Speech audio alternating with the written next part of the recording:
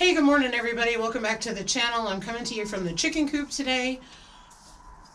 Hope everybody's having a wonderful day. It's a little dreary out here in the Black Hills of South Dakota today. The sun was out a little earlier this morning and now it's gone. So I think it's because we are expecting some snow. But today what I want to talk to you about is just chicken care 101, the basics. What do you need to do? You know, a lot of people ask me questions like, what do you have to do with them? How much time does it take? How much does it cost? I'm not really gonna focus on the cost. You know, are you getting eggs for a cheaper price in the store? No, you're not. But that's not why I do it. I do it because I know where the eggs come from, is why I do it. So, but you know, there's a wide variety of ways to have chickens fit your budget. So the biggest thing you're gonna need to know is, can I have chickens on my property? Are there any town ordinances that prohibit me from having chickens? You have to check that out. You don't want to get all that set up and then have it not be able to have them and have it taken away, which is a major expense. So first thing you need is chickens.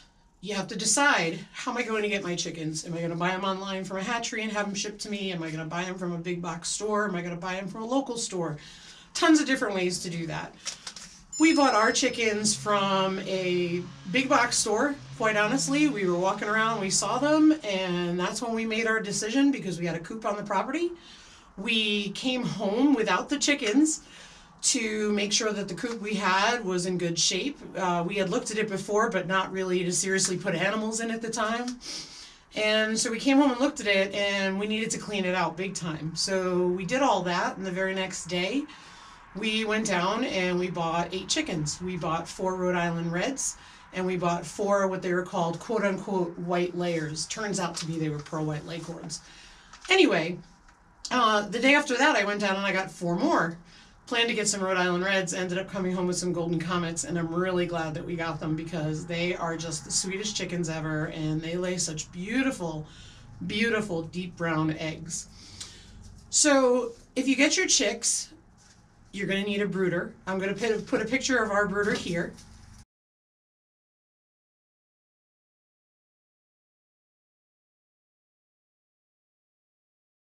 If you're not getting chicks, and you're getting adult chickens, well, it's a little different. However you get your chickens, I mean, I think the chickens cost, I believe they were on sale, ironically, which is really weird for me, a weird concept for animals, but I believe they were $2 and something a piece, and so we felt that was quite reasonable. I think off sale maybe they're 3 or 4, depending on where you get them. We came home with them on May 1st and they were 7 days old, the first batch we came home with. Anyway, what you're going to need next is housing. You're going to need a coop. How big of a coop?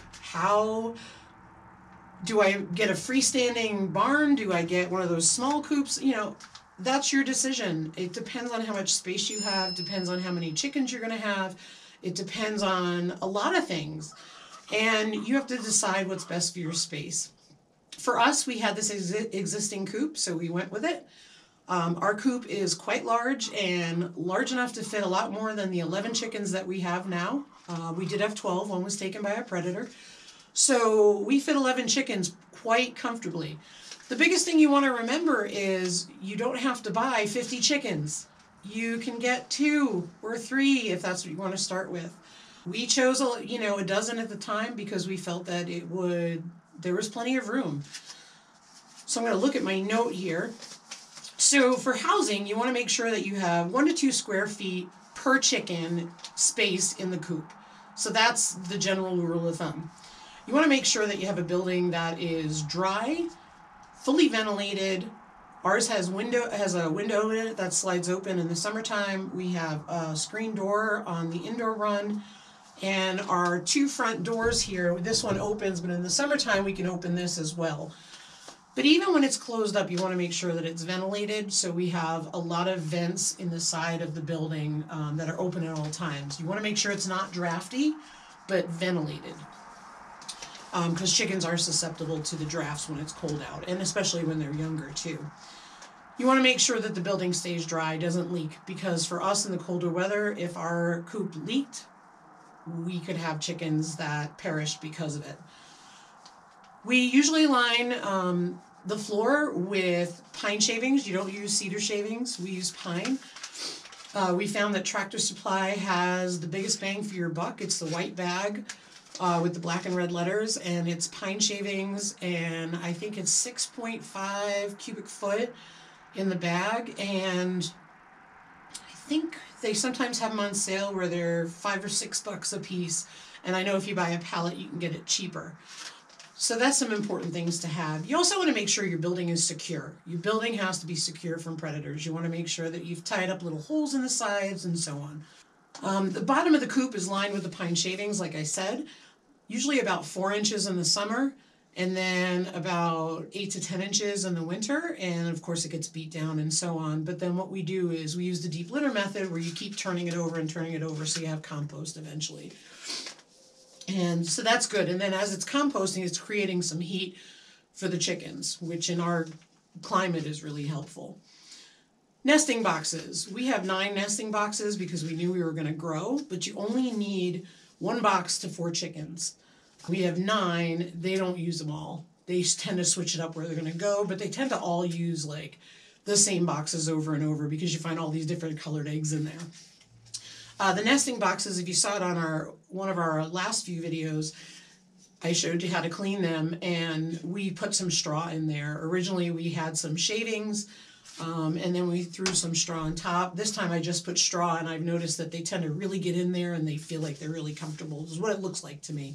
You want to have some roosting bars. So roosting bars, you need 8 to 10 inches of space per chicken. Let me show you our roosting bars right now. So we have 2 roosting bars, plenty of space for the 11 chickens that we have, and when we add more, we're still going to have plenty of space. There's the window that I talked to you about, even though it had a screen on it, which, you know, is a normal window for a house. We put some hardware cloth over it to make sure no predators can get in.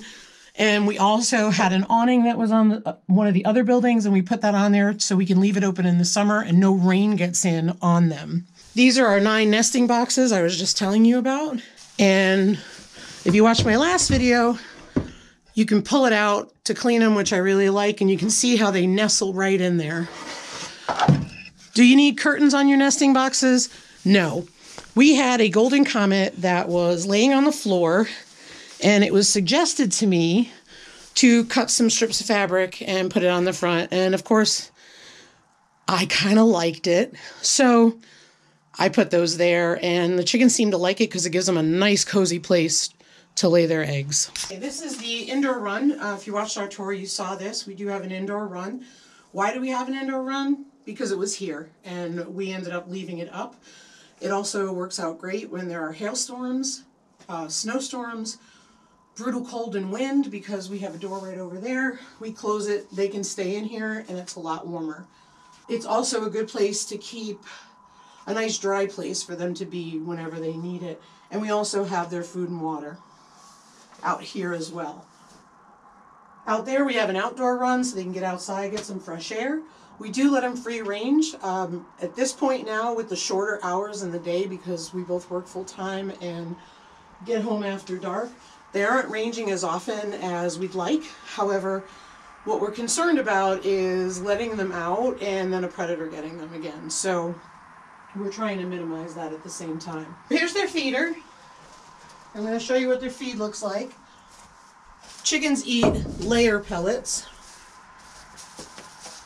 So we buy a 50-pound bag of layer pellets. I usually buy 2 bags at a time. I think they're about anywhere from $15 to $17. And I buy them at a local feed store.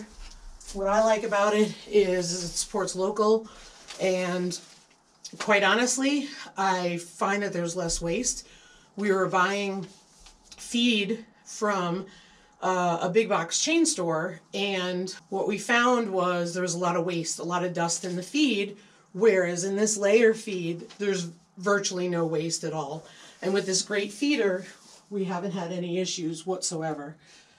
And there's a variety of feeders that you can get. We prefer to use the aluminum feeders, aluminum waterers, but in the wintertime you have to have a heated base under them, which is where our problem comes in. So someone gave us the heated dog bowl, and so that's what we're using for the chickens, and it's actually working out great because they're drinking a lot of water to stay hydrated, which is good for them. And we pretty much change their water daily. You know, we come down daily and change out the water. It's a little harder in the winter because we don't have hoses and so on. In the summertime, we tend to change out the water every day, obviously. In the wintertime, we still do it every day. In the really, really hot weather, we might do it twice a day just to make sure they have access to fresh, cold water. We want to make sure nothing's growing in it. In the wintertime, you don't have that problem as much. Average time it takes, it doesn't take long at all. I feel like I spend 15 minutes in the coop, if that, a day. And that's collecting eggs, putting water down, making sure the feeder's full. And that's with the exception of snuggling with my chickens. You know, during the week, if I come down and I notice there's mess in the coop, I can clean it up, or I wait till the weekend because we both work full time, so it's a little easier to clean the coop on the weekends, just because I commute about an hour each way to work, and by the time I get home, it's pitch black, so not as much time in the day as I'd like. But even on the weekends, I'd say I spend less than a half hour cleaning up the coop. It doesn't take long at all. So overall, I think chickens are really the easiest animal to have. They're really sweet and fun. We raised ours from chicks, and when we raised them, I think the first eggs, we got them on May 1st, and they were a week old. And we got our first eggs the last 2 days in August. So they were just under 20 weeks, I believe, if I got the math right on that. And then everybody started laying. So, and we've been getting anywhere from 10 to 11 a day. So that's a lot of eggs. There's a really cool app out there, and it's called Flockstar. And I'll show it to you because I want you to see. You can see how many eggs our chickens have laid.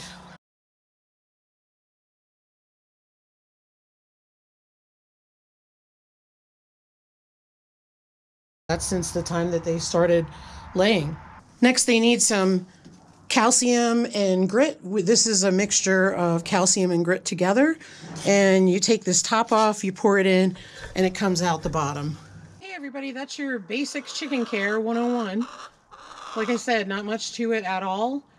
A lot of enjoyment, a lot of fun, and lots of fresh eggs. So I recommend it if you can. But again, just remember to check the limitations and the ordinances where you live to make sure you can have chickens, and if you can have them, you know, how many you're allowed to have and so on. We don't have a rooster. We do plan to add one at some point in time, but for right now, we don't have one. But eventually we do, because we want to be able to replenish our chickens, you know, without having to go buy them, and we can hatch our own chicks. Thanks for stopping by the channel today, everybody. Thanks for watching this video. If you have any questions about chicken care, feel free to comment down below and I will answer you there. And don't forget to hit the subscribe button and hit our notification bell. That way you get notified every time we put out a new video. And hit that like button if you like today's video. Take care, everybody. Have a great day.